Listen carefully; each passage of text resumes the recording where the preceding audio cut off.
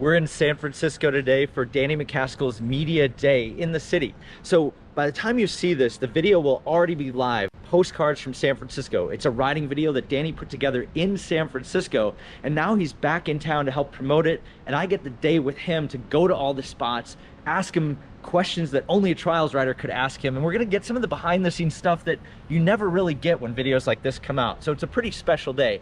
We're here at SF State, and this is one of the spots that really stood out from the video where Danny does a drop to his back wheel on this. And I'm gonna have Danny just walk us through this section of what it took to get the job done and everything it leads in, because it's a really long line to finish with a big move, but there's so much stuff that goes into it. So tell us, fill us in, let's go for a walk. Well, probably one of my favorite lines that I've done in the video. I wanted to kind of find something that was flowy on stairs, and surprisingly in San Francisco, considering it's so hilly, there's not actually that many stair sets compared with like some other kind of cities that I know. So it's a long 6 set with a big first step. So what I actually did is, if you look closely in the video, I had to put a brick at the bottom.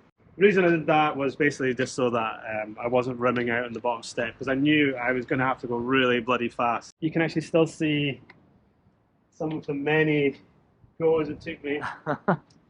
And then it goes into a 9 set stairs,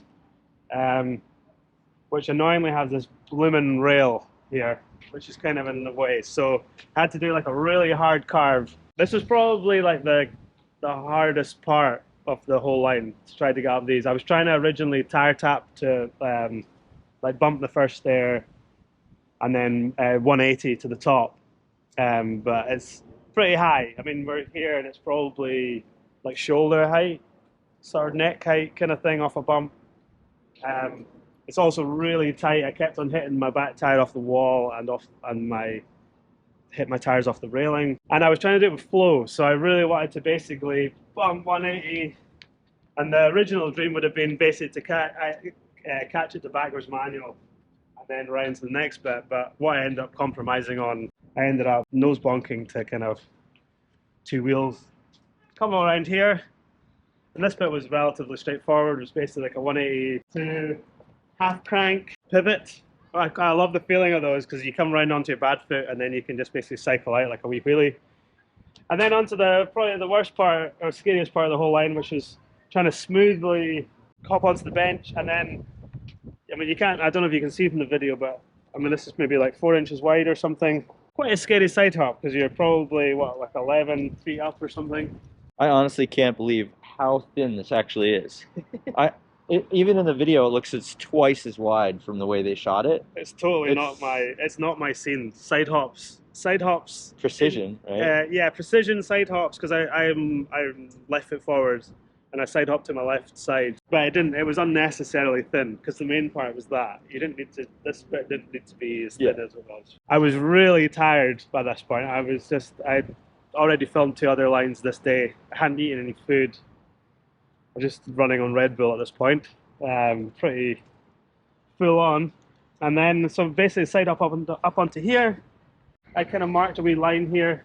You can't really see it anymore, but I scored a little line, and then I just basically pivot off to, yeah, maybe what, like 2 5.5 foot drops. Quite cool. I mean, my inner street trials rider was pretty bloody satisfied with this stuff, because that's like, I don't know, it's just cool. It's just quite cool riding. I was really altogether, I mean, I would say it's actually my favorite thing I've done in the whole film. There's lots of other interesting setups, but this, from a trials perspective, is cool.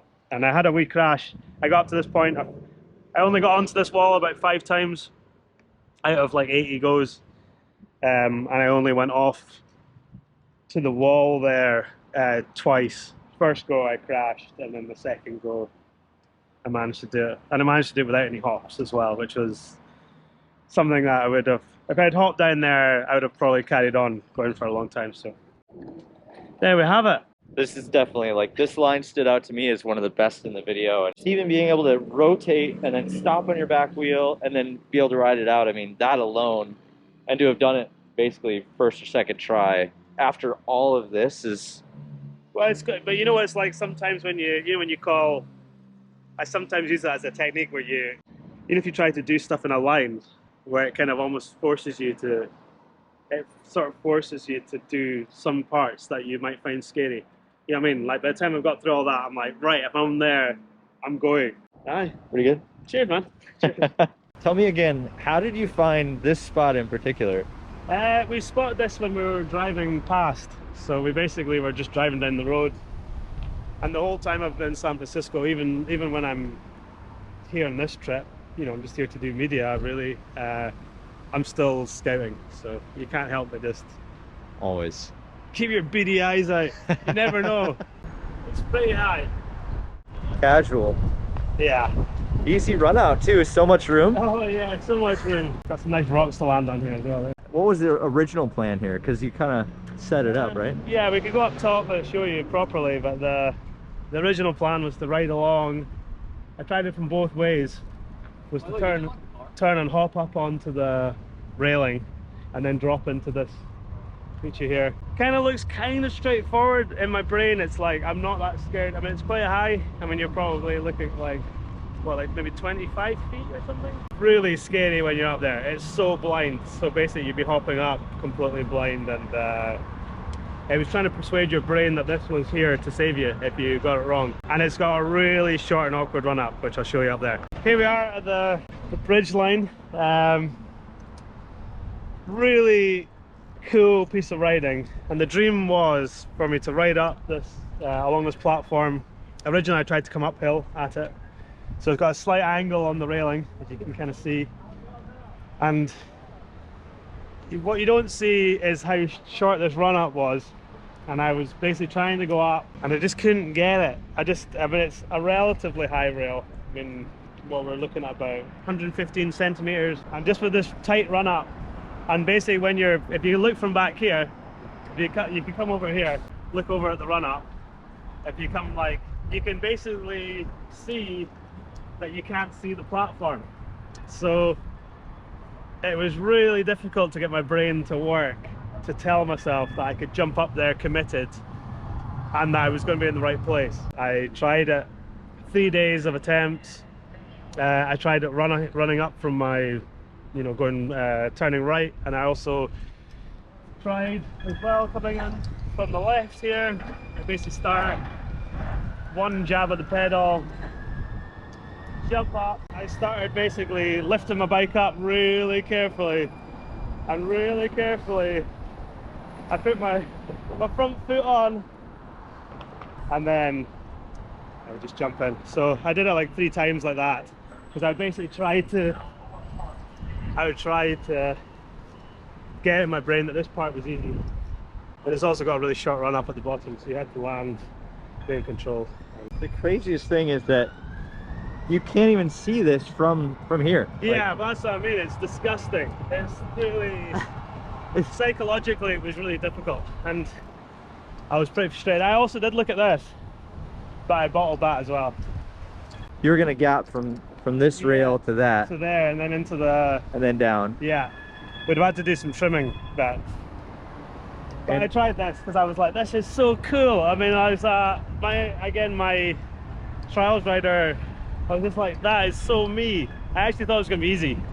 I actually genuinely thought it was right to my strengths. Like I'm quite comfortable with height.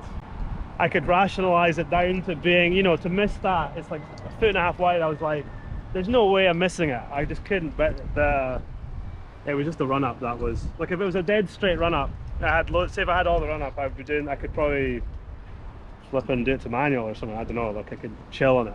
But the run up was just too annoying, and it's a little bit one that got away. So a little bit heartbreaking being here, to be honest, but I'm still in one piece to do something like this another day. We were at the famous tennis court where Danny rode across this tennis net. Tell me everything. This is ridiculous. I scouted the entire city trying to find a really cool skinny to kind of ride, and I couldn't really find anything, and you know, that was like, I don't know, like a unique setup. So I thought, well, one thing that maybe people could relate to, and one thing I've always wanted to try to ride along, was a tennis net. It took quite a bit of time to try to find a spot that was going to work. We kind of needed like a single court, because trying to ride an actual tennis net, I mean, you can kind of see here, if I put my weight on it, it wouldn't take much for me to basically push it to the ground. So we had to replace the wire. I went with a slightly thicker wire, so this is like 3.5 mil, and we replaced it with like 7 mil wire. Just basically the heavier cables, just so it didn't stretch. It was so it could basically keep me off the ground, because otherwise I'd basically be heading all the way down there. Hardest part about riding the net wasn't so much that it was on a wire, because I kind of think if you weren't going to hit the ground in the middle, the actual wire itself would probably not that hard to ride along.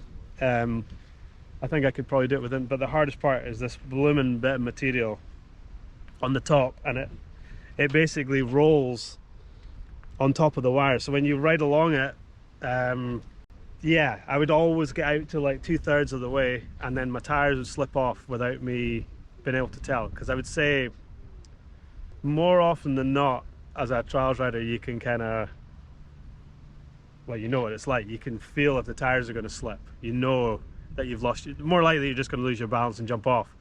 But it was starting to get pretty annoying. Getting all the way out here, trying to go to, like, the hard part was trying to go to extremes of balance, you know, with your leg out, or like I tried to do it with my leg on, but I just, you know, after like 200 tries or something like that, I didn't really care exactly what style it was in. I was just going to try to get across, because we had 2 days of permits on this court, and yeah, it was pretty hard. I'll say that. It took me, it was a lot of perseverance. It was quite important to me as well to ride in, so I did 400 side hops in a row, or whatever, you know, like, or 200, probably like 200 each day. And it was quite important that I rode into it, made it along and rode out. Like, I could have kind of started up on the platform every time, but there was another thing to make it more difficult, because you basically side hop, try to line up the front tire, and I really wanted to make sure that I got onto the cable within a reasonable amount of time. 2 full days, Yeah. 400 total tries. Yeah. I think the gnarliest part's got to be going back up, even that little incline that you had there. I mean, that's just even keeping the momentum up Yeah, there. you can see in the film I get stuck, because I mean that's what happens on these kind of, you know, when you're on a chain or slack lines, and you know, it's on the way down, it's quite easy because you can have some kind of momentum. Middle part is hard because it starts giving it some big swing. You can kind of see from the end on shot that it swings quite a lot. It's not as bad as some, like a slack line. The net kind of holds it down a little bit, but then trying to kind of trust traction to make it out the end, that was kind of quite scary. But I mean, luckily it wasn't a big fall. I mean, I could pretty much get a hand down. I mean, it's a little bit higher than you would like here, if I'm honest. This is definitely the spot. Like, this is iconic to be riding on a tennis court. Yeah, it is. It's good. It was good at work, because I practiced back home in Scotland. I had like a small version, and I made it across it once over the whole winter. So we came here, and it was a real roll of the dice whether or not it was going to work. Aye, it's cool. It worked. Yeah, It worked.